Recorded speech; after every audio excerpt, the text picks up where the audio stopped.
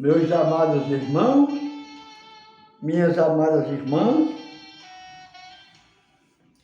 hoje nós vamos falar sobre Jó, fé em meio às provas. Um exemplo de servo foi Jó.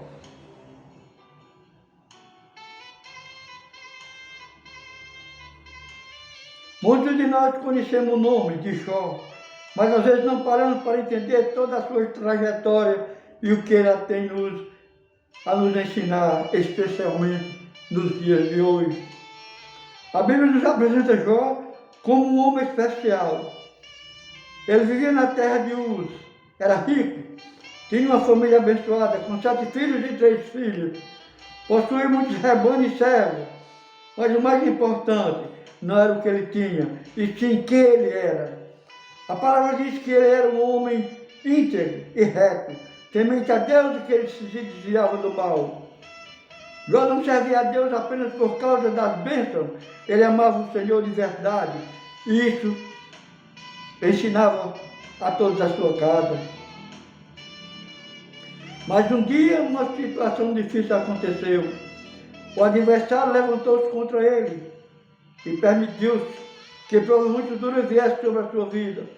De repente tudo mudou. Mensagens e mensageiros chegaram, um após outro, para dar notícias terríveis. Seus rebanhos foram roubados ou destruídos, seus servos foram mortos, e por fim veio a notícia mais dolorosa. Todos seus filhos e filhas morreram quando a casa onde estava desabou.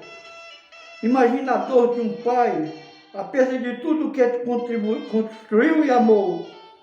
A reação de Jó nos ensina muito. Ele rasgou as suas vestes, raspou a cabeça em sinal de luto, caiu por terra e adorou. E disse palavras que ficaram para sempre. Nu saí do ventre da minha mãe, e nu tornarei para lá.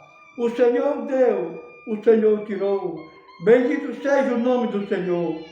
Mesmo na dor ele não blasfemou contra Deus, nem o acusou de injusto. Como se não bastasse, outra prova veio. Jó foi atingido por uma ferida dolorosa e repugnante, da sola dos pés até o topo da cabeça. Ele sentou-se sobre cinza, raspava-se com um saco de cerâmica e vivia em meio, ou melhor, um caco de cerâmica, e vivia em meio ao sofrimento. Até a sua própria esposa angustiada disse-lhe: ainda retens a tua integridade? Amaldiçoa a Deus e morre. Mas Jó respondeu com sabedoria: tu falas como uma louca, porventura receberemos o bem de Deus e não receberemos também o mal? Em tudo isso Jó não pecou com os seus lábios. Depois vieram 3 amigos para consolá-lo, Elifaz, Bildade e Zofar. Eles ficaram 7 dias e 7 noites sentados com ele sem dizer nada, vendo que a sua dor era muito grande. Mas quando começaram a falar, suas palavras não trouxeram alívio. Eles tinham uma ideia errada. Pensavam que todo sofrimento e consequência do pecado era consequência do pecado. Então passaram a dizer que Jó devia ter escondido alguma falta grave e que se arrependesse, Deus o restauraria. Mas Jó sabia que não era esse o caso e explicou que não estava sofrendo por causa de pecado maior que os outros. Mesmo assim, em meio aos seus questionamentos e à sua dor, Jó manteve a sua fé. Ele fez uma das declarações mais fortes de toda a Escritura. Eu sei que o meu Redentor vive e que por fim se levantará sobre a terra, e depois de consumir da minha pele, ainda da minha carne, verei a Deus. Ele não entendia tudo o que estava acontecendo, mas confiava que Deus era justo e que tinha um propósito maior. Depois de muitos diálogos, Deus mesmo falou a Jó de um redemoinho. O Senhor não explicou todos os detalhes da provação, mas revelou a sua grandeza, a sua sabedoria e o seu poder. Jó percebeu então que era limitado, que não podia compreender todos os caminhos de Deus, e se humilhou diante do Senhor. Eu sei que tudo podes e que nenhum dos teus propósitos pode ser impedido. Eu falei do que eu não entendia, de coisas que para mim eram maravilhosas e que eu não sabia. E a história não termina na dor. A Bíblia nos conta que o Senhor restaurou a sorte de Jó. Quando ele orou pelos seus amigos, Deus lhe deu o dobro do que tinha antes. Mais rebanhos, mais riqueza. E novamente, 7 filhos e 3 filhas, que eram as mulheres mais belas de toda a terra. Já viveu ainda 140 anos, viu seus filhos e netos até a 4ª geração. E morreu velho e cheio de dias.